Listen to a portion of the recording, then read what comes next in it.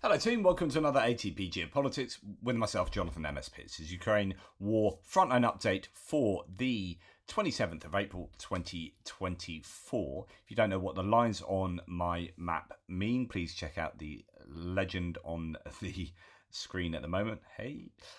Thanks so much to JR. It's not my map, it's our map, all of ours, but it's JR who mainly puts it together at the moment, and my goodness, thank you so much to him for doing so.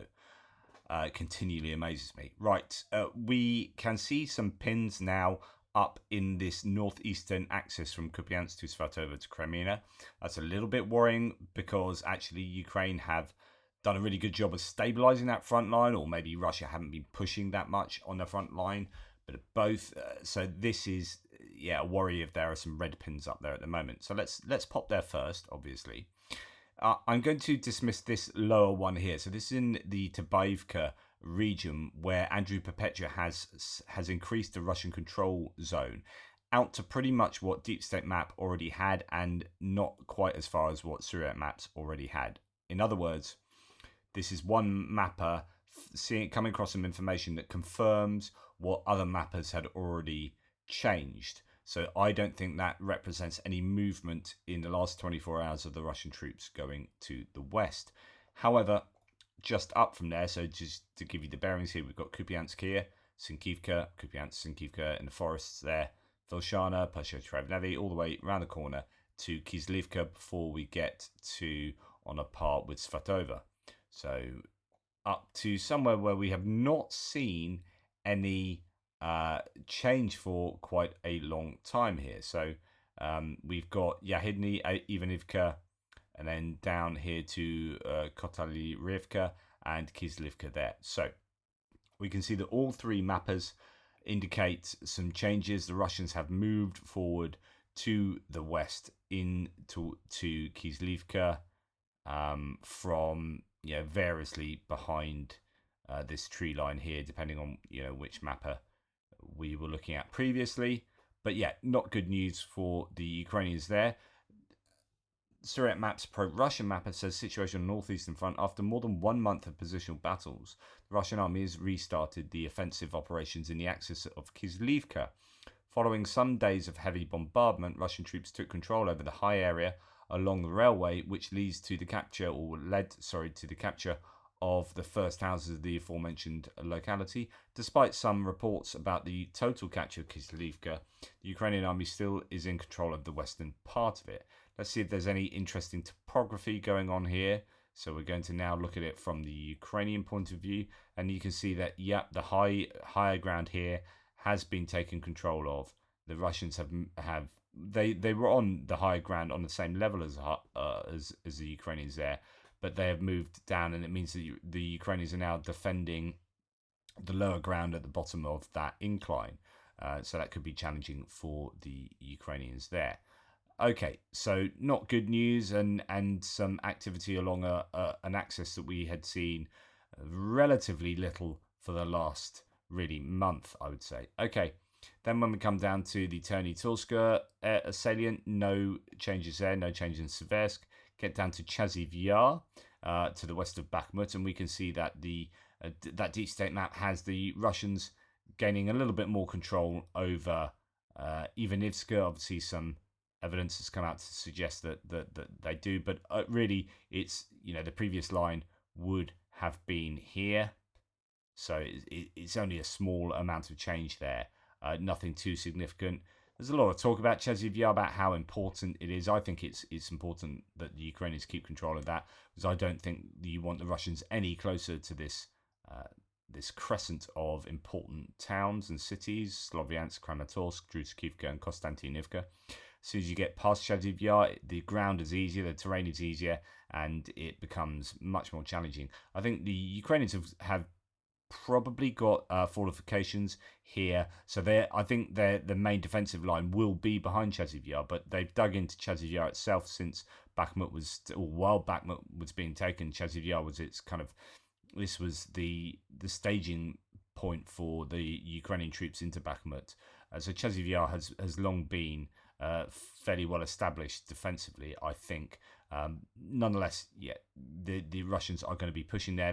There are claims that the Russians have reinforced the area here in order to make that greater push on Chasiv Yar, especially since they seem to have ground to a halt over the last week. They were making some fairly substantial gains on consecutive days in three areas: Avdiivka, the micro canal district, and down south here by Ivanivska and in this nature reserve area. But since they took that and had those three prongs of attack, they've kind of stopped, or at least the Ukrainians have done a good job of defending.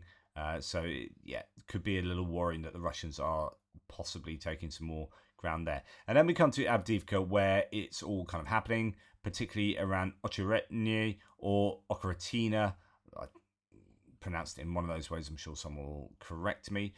We'll start with Novokonyovo over here, where according to all the mappers, the Russians are making advances there. Andrew Perpetual is more confirmatory to what had previously been claimed by the other mappers, but deep state maps and Surat maps showing that they are moving more towards Keramik and sort of somewhat encircling Novokonyovo from the north there. Okay, let's go to... Oh, no, we're not going to go there, sorry. So here we have, as you can see, some pretty extensive gains by the Russians in this Novokonyovo area, and then further to the west on the way to Ocheretyne, and then down here just around Badici. The claim here from Surat maps is the situation north and west of Avdiivka. The Russian army took full control over Badici as the last Ukrainian soldiers retreated westwards. On the other hand, Russian forces took control over new trenches east of Ocheretyne and south of Novokonyovo. In this area, Russian troops took control over the central part and forced the Ukrainian army to retreat northwards. So that's here to the trench systems.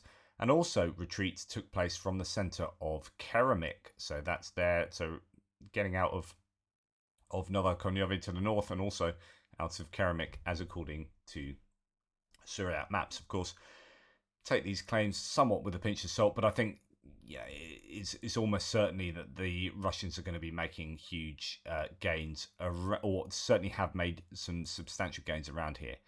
The question is whether the Ukrainians have been able to stop that or are in the process of stopping those consistent gains.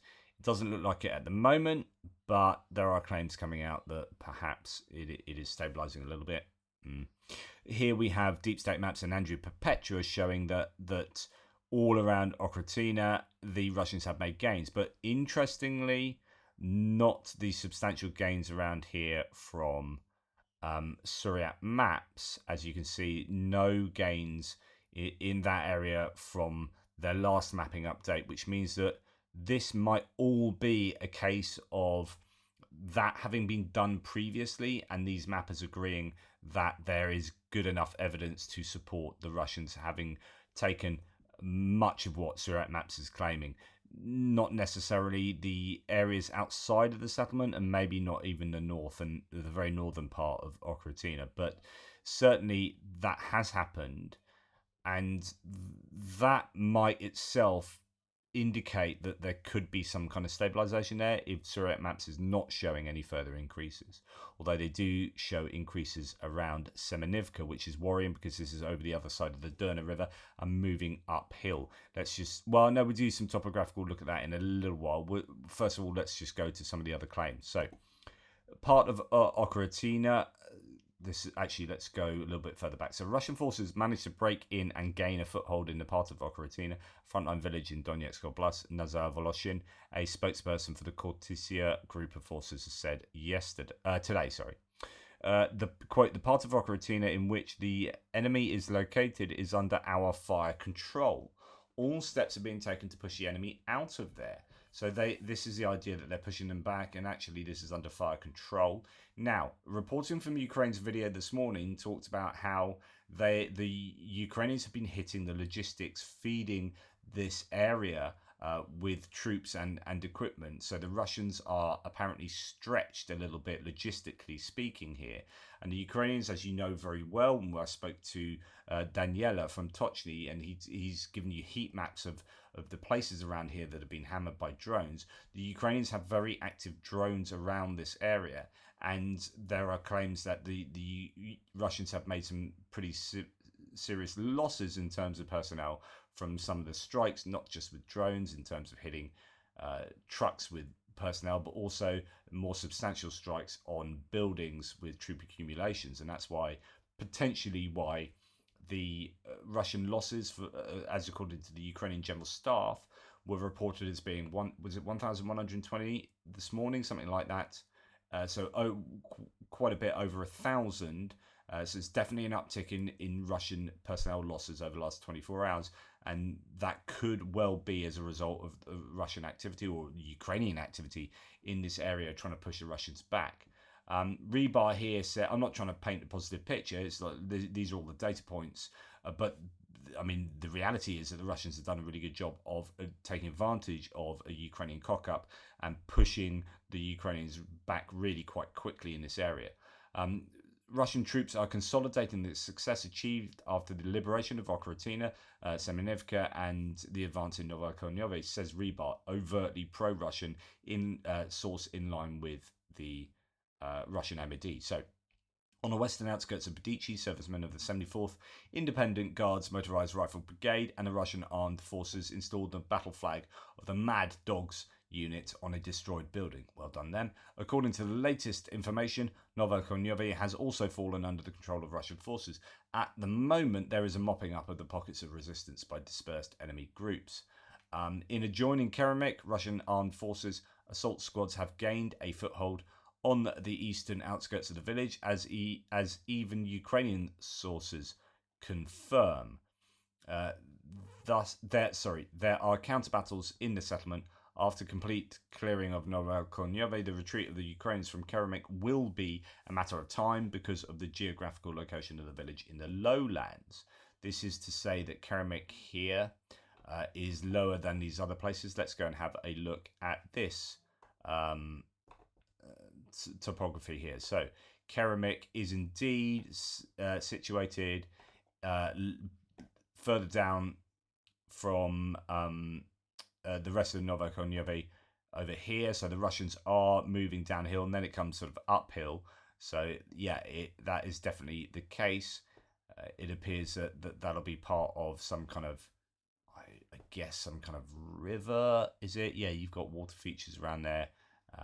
So yeah, you can see it looks like this is a source, and it goes northwards from there.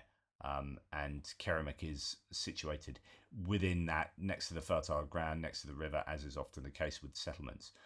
So yeah, that could be topographically advantageous for the Russians at the moment, as according to Rebar. But anyway, that's the claims of Rebar there, and then not just Semenivka, but pushing further down to the south by or towards Umanska there, and to the west of Tonyenki. Right, there is footage coming out of lots of activity going on around there, as you can imagine. So here's a Bradley crew. I'm not going to show it to you, but it's a Bradley crew of the 47th Assault Brigade destroying Russian positions with a 25mm gun in the Avdiivka direction. That indicates that all is not lost there. Now putting up some resistance there, hitting defensive positions with a decent infantry fighting vehicle. Obviously, it's just one IFV shooting at Russian positions, so I'm not sure how much that tells you. And then we come out of that area, go down to Semenivka, as I've said, spreading out from there, which is a challenge for the Ukrainians because that's over the river, and then moving up onto the higher ground here. So it could be that this whole area is now kind of getting much more compromised with threats from the north, and then moving across from Semenivka, and then a bit of an expansion for Russian forces here. And I showed that yesterday, so I'd already talked about this, but the pins weren't on the map at that point. But that's just south of Umanska. And although I'm not showing you any direct maps tweets about that because I did that yesterday, you can see here from Rebar, the pro-Russian source, that this is the area that the Russians are pushing in, and down to there. So you can see that Rebar and Surat maps have very similar mapping. The other mappers don't agree that the Russians control this, so there could be a dependency there of either Surat maps depending on Rebar, Rebar depending on Surat maps, or they could both be drawing from a similar third source. So yeah, it's I could bore you with books I've written on biblical exegesis and critical analysis, critical historical analysis. But basically, sometimes you look at different sources and you go, these are independent sources saying the same thing. So therefore, it's a greater probability that the thing that they're claiming are true. But it's often a real assertion that because these two seemingly separate sources are making the same claim, they're seemingly separate, that they are indeed independent, and actually they could be fully dependent. One could depend on the other, or that one dependent on the first, or these two dependent on a single other source. In other words, that two sources are claiming something doesn't necessarily at all mean that there's a higher probability of that thing being true, because if they're both deferring to a single source and that source is incorrect, then these are both incorrect. And you can have 10,000 sources coming out from there, and if they're all dependent on one singular source, then it doesn't matter that you got 10,000 of them. So we always need to be careful about dependency, and that's why I always try and get. I love having three mappers on this synthesis of mappers here on our map, because we're trying to get a sense of what everyone's saying and compile it together. And anyway, I won't go on too much about that source analysis there. Right, we're going to move down to Krasnohorivka here. It's past Novelska and on towards the town where the Russians, according to Surat maps, are still making some gains inside that town. Completely different to what Deep State Map and Andrew Perpetua say, but I would imagine that there probably is evidence that there are Russians in that area, as in they've probably attacked there. Whether they control it is a completely different question. So I would definitely say that this would be grey area. It's probably quite rare that Surat Maps makes claims based on complete fabrication. So I assume that there would be some evidence that a Russian APC or unit or even individual soldier has been found there, and in which case, you can say it with some certainty that it's grey zone. Anyway, Surat Map says that the Russian army took control over the Grand Alliance gas station and the adjacent buildings at Sovietska Street, reaching the micro district east of Krasnohorivka. So that is a very definite claim that they have taken control of that gas station there. I don't know for sure, but they could well have done. And then we have that was something I was supposed to show earlier. It was another one from up north in Avdiivka. Nonetheless, we've kind of talked about that as much as we need to. And then when we come down to the southern front line, you can see there are no changes there and no changes to the Dnipro River Delta either. So we are going to have a little look at a couple of different sources here. First of all, Intel Schizo has said that there's a first strike in 111 days and a first successful strike in nearly 11 months on Russian rail bridges. The Ukrainians finally attacked occupied Russian rail infrastructure, specifically the rail bridge west of Verkhny Tokmak rail junction. Now, I find this interesting because this is exactly what I think Ukraine should be doing, and they might not have been doing it due to a lack of HIMARS missiles or whatnot. But just to let you know, because we've got the map here, I'd normally talk about this in my first video of the day, but here we have a rail bridge getting hit. Let's have a look. There we go. So bridge over a water feature there. That's a railway going in that direction. So that is a railway coming into Tokmak. I would have believed. It's annoying that it doesn't show railway lines on the Google Maps, but you can see there it sort of meanders its way to the west there towards Tokmak. So that's important that the Ukrainians are doing that. and that will upset the logistics for the Russians. A bridge is much more difficult to rebuild than a single bit of track. Tracks can get fixed really relatively easily.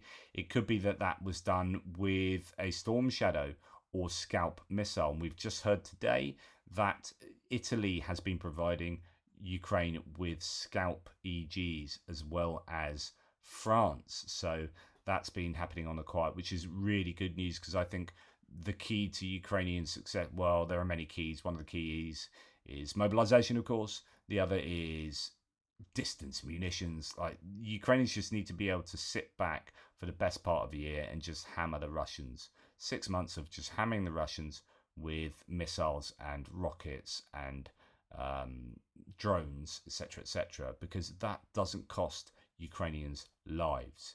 Really important in my book. Okay, so that was just dipping into that. And then we're going to go into a Tatarigami bit of analysis. Why have Russian forces advanced in multiple directions, and what are the implications? What are the future prospects? Today's analysis on frontline intelligence, front intelligence insight centers on Chasiv Yar, Kurakove, and Ocheretyne. Okay, let's just put all those places on a map. So Chasiv Yar, as you know, is to the west of Bakhmut. Ocheretyne is this area that the Russians are having success with in the northern part of that Avdiivka area. And then Kurakove is further to the south, which is where the Russians are on the way to in the Mariinka Krasnohorivka direction. That's a key logistics hub there, sits on several roads, and I think is definitely one of Russia's main objectives and has been for a long time. Before proceeding, please like and share to aid visibility. Okay, frontline analysis, a concise look at Chasiv Yar, Kurakove, and Avdiivka area. Okay, Ukrainian forces retreated from Ocheretyne and Solovyove.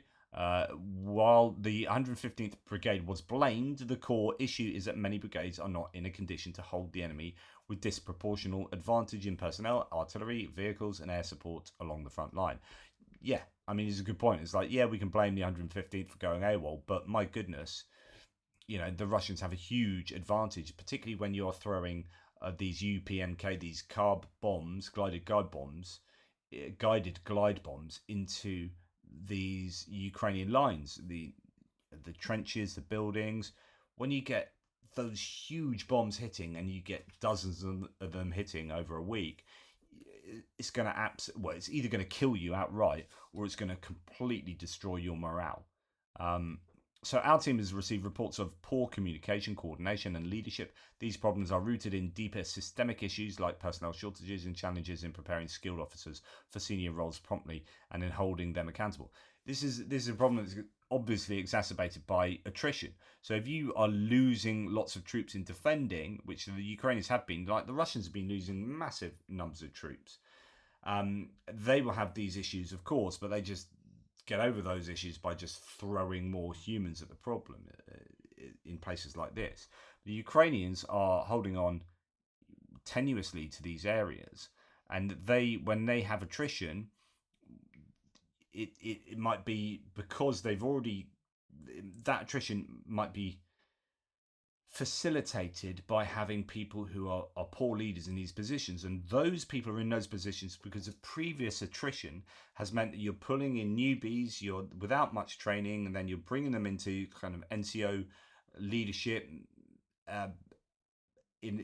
as a result of not having anyone else, and they don't have the requisite skills, and then you're bringing that unit, which is maybe once a territorial defense force unit that's been reconstituted, that has newbies, you've got people green around the gills that aren't very good at leading. Then you bring in that unit, that unit to support or defend in places like Ocheretyne, and then you go, oh, they didn't do a very good job. And that's the nature of 2 years into a war where you haven't mass mobilized, and you've got a lot of variation across the front lines. Our assessment suggests that Russians are attempting to flank and launch a frontal assault on Chasiv Yar, similar to Bakhmut and Avdiivka. Additional Russian troops are reinforcing the area, likely aiming to take over the southern and northern sectors of Chasiv Yar. So remember, I've told you about the canal micro district there, and then up north from Bodanivka, and then down south through that forest area there. So those are the three directions they're attacking in. If Chasiv Yar falls to Russia, particularly the southern part, they could advance towards Konstantinivka, disrupting logistics for the force south of Bakhmut. The situation could worsen if the Russians move from Ocheretyne towards the road as well. So actually, you could get a bit of a joining up here at Chaziv Yar if the Russians start gaining there, and then you get this push northwards from Ocheretyne towards Konstantinivka, then this whole area becomes a bit of a problem. In the Vuhledar Donetsk area, Russians aim to cut off Kurakova, a key logistical hub. As I mentioned earlier, the establishment of fire control over the road might sever logistics to Kurakova. The loss of Kurakova can put the entire grouping of forces in the Vuhledar area into a risky situation. Look at that on my map. So coming down south here, Kurakova, like if that falls, then this whole area is under huge amounts of threat. So I think that's a challenge. Now, can they get that far? Is that more difficult than you might think? Well, it's not a huge distance from Mariinka, from where they're fighting Ocheretyne. Let's have a look at that. So from the front lines as they are at the moment, that's only 13 kilometers. It's not a huge ask. So if Kurakova is compromised, then really this whole area becomes, as mentioned, this whole Vuhledar vector becomes under threat. Russians are trying to exploit the current unfavourable situation to achieve ambitious operational goals. How did Ukraine find itself in this situation? It's a result of several factors: delayed mobilization efforts, delayed Western aid, and inadequate fortifications. It's the same old thing that we so often talk about. Trenches provide good protection, but with the excessive use of munition dropping and kamikaze drones, it's crucial to have proper top cover for dugouts and trenches, along with concrete structures and drone catching nets. It requires resources that understaffed brigades lack. Can the Russians realistically achieve these objectives in 2024? According to the military theory, once defences are breached, mechanised units can exploit the opening and move into an operational space, a geographical area where units can relatively freely manoeuvre.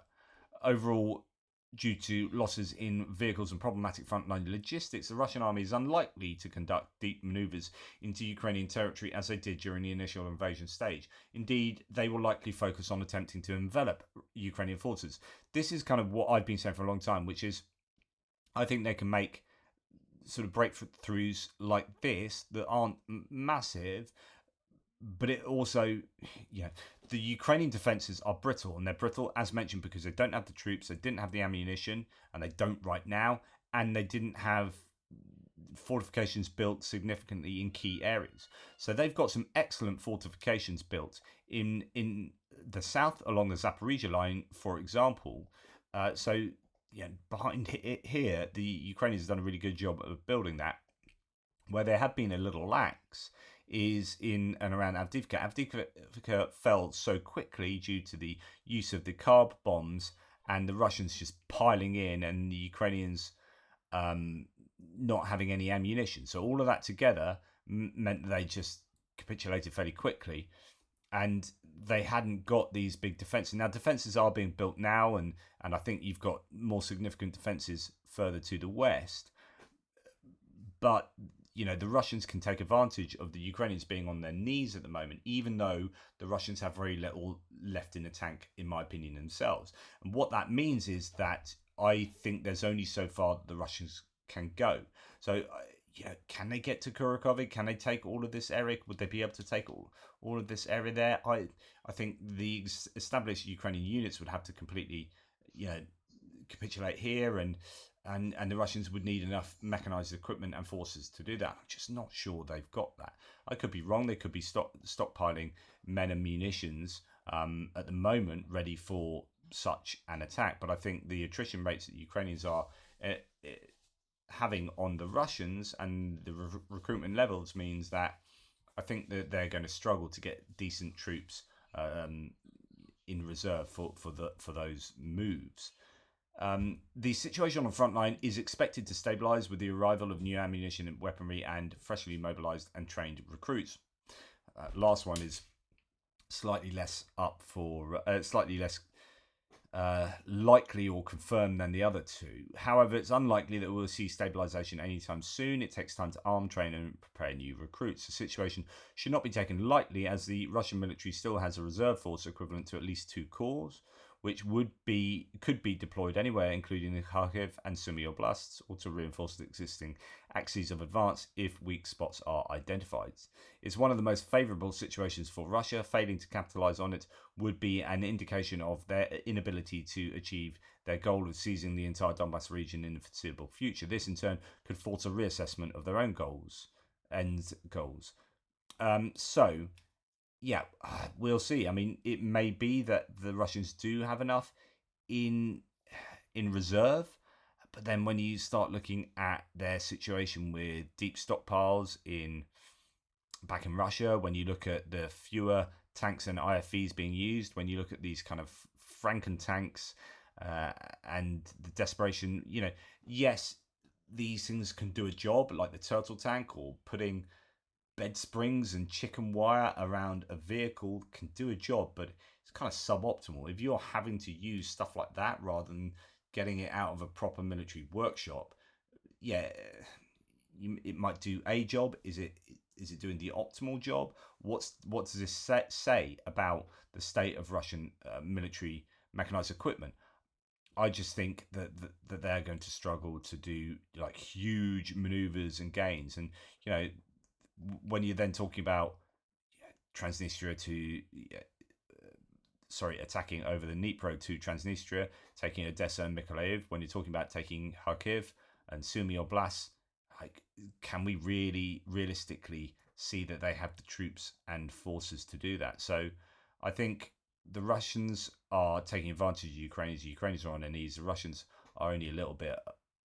Well, I think they're on their knees as well. They've just got bigger knees than the Ukrainians, and they are exploiting those weaknesses. And I think they have to hit now rather than in 6 months' time, when the Ukrainians will have probably mobilized at least a few more, but mainly getting those weapons and then allowing their missiles and rockets and artillery to then start kicking into gear and hitting the Russian logistics and troop accumulations again.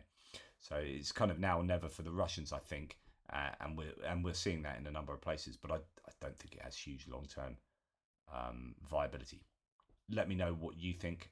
If I am wrong in that, do give me good substantiation for what you think. Anyway, thanks for watching. Please like, subscribe, and share. Take care. Speak soon.